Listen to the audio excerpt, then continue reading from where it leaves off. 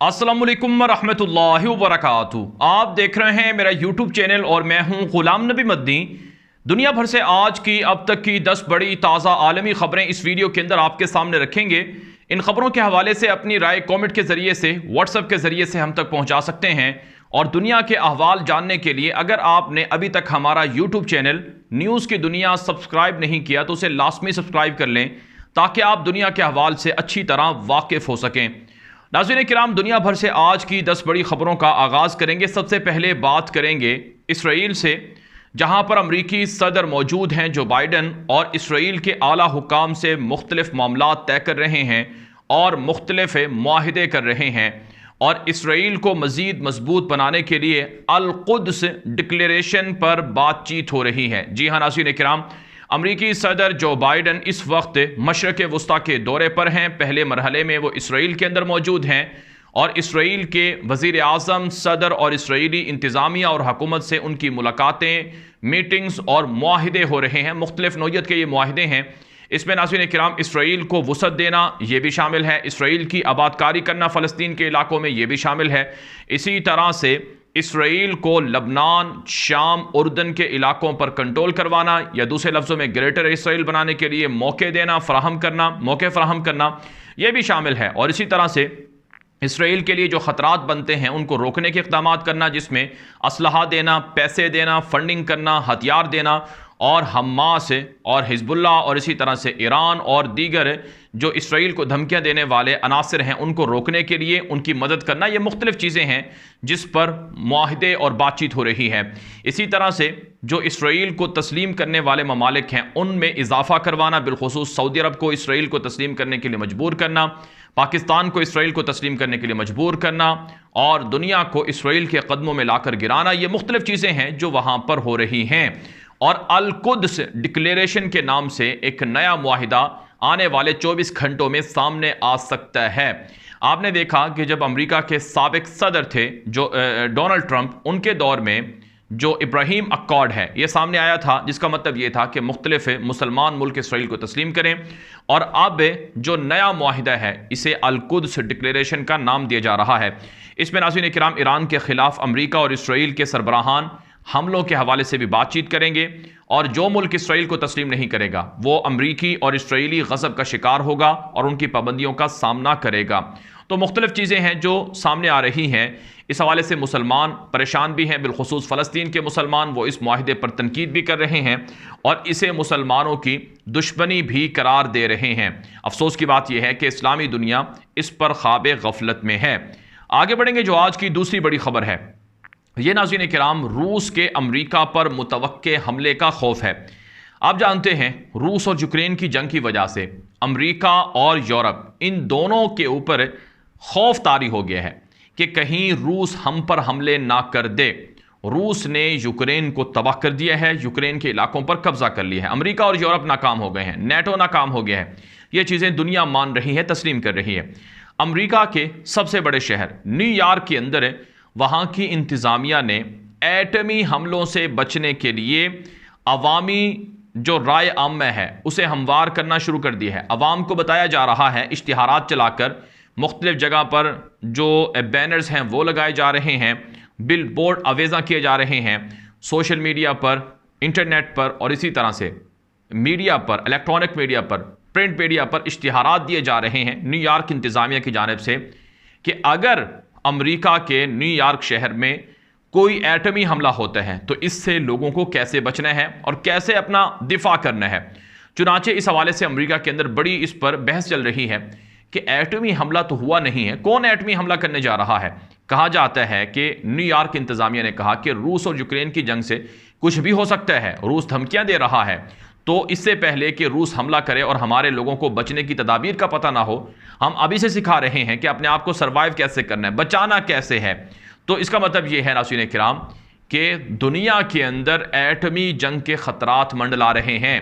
रूस पहले ही कह चुका है कि अगर अमेरिका और नेटो ये हम पर बराह रास्त हमला करेंगे तो हमारा पहला एटमी हमला वो लंदन पर होगा और फिर न्यूयॉर्क पर होगा। यह रूस धमकी दे चुका है और इससे नाज़रीन किराम दुनिया के हालात बड़े मज़ीद सख्त और तल्ख होने जा रहे हैं।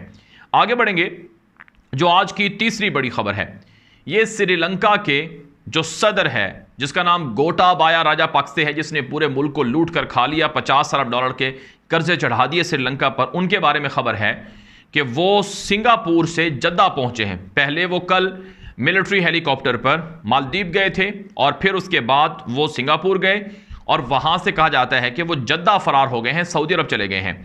और अब खबर सामने आ रही है कि श्रीलंका के भगोड़े सदर को सऊदी अरब से निकालने का श्रीलंकन अवाम मुतालबा कर रही है।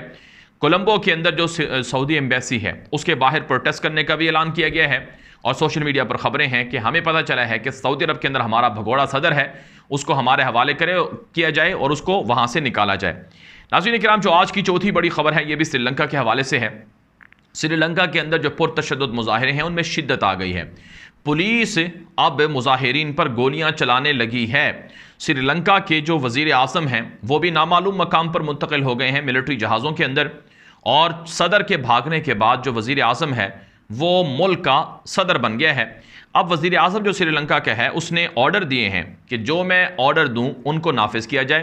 पुलिस और सिक्योरिटी इदारे और तमाम के तमाम हुकूमती इदारे काम करें और मुजाहिरीन को गिरफ्तार करें, जिसकी वजह से हालात काफ़ी गंभीर हो चुके हैं। आज की खबरें ये हैं कि श्रीलंका के अंदर मुजाहिरीन पर जो फायरिंग हुई है उससे कई मुजाहिरीन ज़ख्मी हुए हैं और कई लोगों की हलाकतों की इतलात भी मौसूल हो रही हैं। उधर श्रीलंका के वज़ीर आज़म के घर पर और सदर के महल पर मुजाहिरीन का कब्ज़ा बदस्तूर कायम है। मुजाहिरीन कहते हैं वज़ीर आज़म इस्तीफ़ा दे, असम्बलियाँ तहलील की जाएँ और इसी तरह से सदर गोटाबाया राजापक्से भी इस्तीफ़ा दे।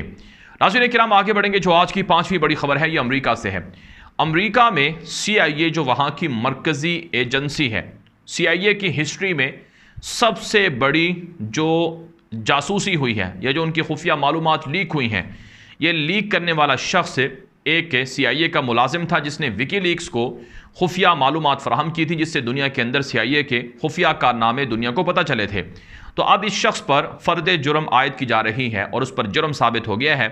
कहा जाता है कि 8000 से ज़ायद गालिबन जो डॉक्यूमेंट्स थे वो लीक किए गए थे और ये सॉफ्टवेयर प्रोग्रामर था जो CIA के साथ मुंसलिक था। इसे 2017 में हिरासत में लिया गया था। आगे बढ़ेंगे। जो आज की छठी बड़ी खबर है ये नाज़रीन किराम सऊदी अरब से है। सऊदी अरब का विजिट कर रहे हैं अमेरिकी सदर जो बाइडन और वो विजिट कर रहे हैं इसराइल से बराह रास्त जद्दा के लिए और सऊदी अरब के अंदर बड़ी तैयारियां हो रही हैं। किंग सलमान इसके लिए बड़े मुतहर्रिक हो चुके हैं, मुख्तलिफ मुल्कों के सरबराहान से फ़ोन पर बातचीत कर रहे हैं। सीसी से मिस्र के सदर से बात हुई है और इसी तरह से तैयब उर्दवान से बात हुई है। और अब खबर यह है कि इराक़ के वज़ीर आज़म को भी ऑफिशियली दावत दे दी है सऊदी अरब ने कि जब अमेरिकी सदर जो बाइडन सऊदी अरब आएंगे तो वो भी आ जाएं और यहाँ जो मीटिंग्स होंगी, मुलाकातें होंगी, उसमें इराक़ भी शरीक हो। इराक़ के अलावा मिस्र, उर्दन के सरबराहान को भी सऊदी अरब बुलाया गया है। वो भी अमेरिकी सदर जो बाइडन से जो कॉन्फ्रेंस होगी या उनकी मीटिंग होगी उसके अंदर वो शरीक होंगे। कहा जाता है मिडिल ईस्ट के लिए बड़े बड़े प्रोजेक्ट अमेरिका साइन करने जा रहा है। आगे बढ़ेंगे। जो आज की सातवीं बड़ी खबर है ये पाकिस्तान से है।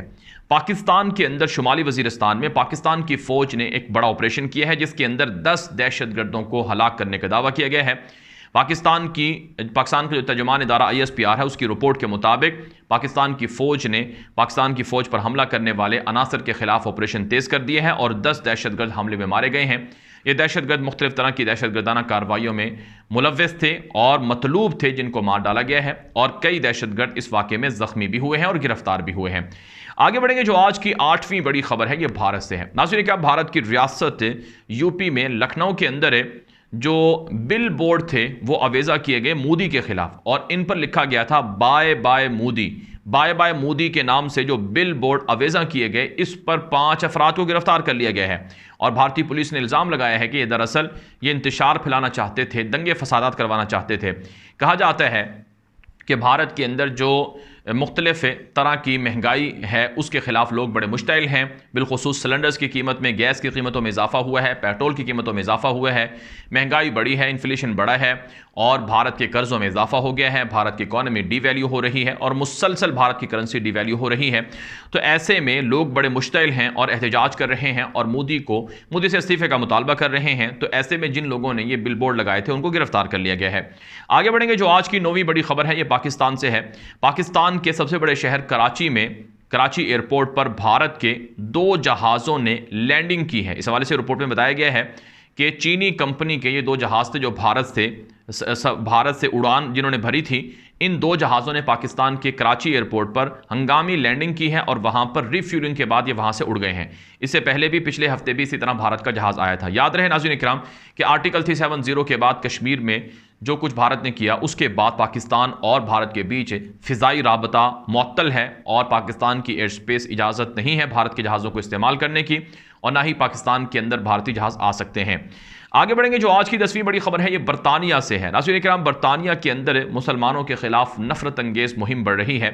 एक ताज़ा सर्वे सामने आया है बरतानिया के अंदर, जिसमें यह इंकशाफ हुआ है कि बरतानिया में मुसलमानों की मस्जिदों पर हमले बढ़ रहे हैं, नफरत अंगेज़ी बढ़ रही है। 42% मसाजिद हैं जिनको मुख्तलिफ तरह के नफरत अंगेज़ हमलों का सामना करना पड़ा है। मस्जिदों की तौहीन होती है कि गंद फेंक दिया जाता है, खिड़कियों के दरवाजे शीशे तोड़ दिए जाते हैं, और इसके अलावा मुख्तलिफ तरह के जो तौहीन के वाक़यात हैं वो रिपोर्ट हो रहे हैं। और सर्वे में बताया गया है कि बरतानिया के अंदर पुलिस भी इन वाक़यात में कोई ख़ासी जो हरकत है वो नहीं करती है और मुसलमानों को रिलीफ नहीं मिलता है। ये पूरे यूरोप का मसला है कि मुसलमानों के खिलाफ नफरत अंगेज़ी बढ़ रही है और इस्लामोफोबिया के वाक़यात इस तरह के रिपोर्ट हो रहे हैं जिनसे मुसलमानों के जज्बात मुश्तिल होते हैं। जो कुछ न्यूजीलैंड के अंदर 2019 में हुआ था, क्राइस्ट चर्च के अंदर, कि वहाँ एक इंतहा पसंद ईसाई दहशतगर्द ने फायरिंग करके 50 से ज़्यादा मुसलमानों को शहीद कर दिया था। उसके बाद से पूरी दुनिया के अंदर इक़दामात तो हो रहे हैं। पाकिस्तान के साबिक़ वज़ीर आज़म इमरान खान की जानिब से जो इस्लामोफोबिया के ख़िलाफ़ मुहिम चलाई गई थी, वो एक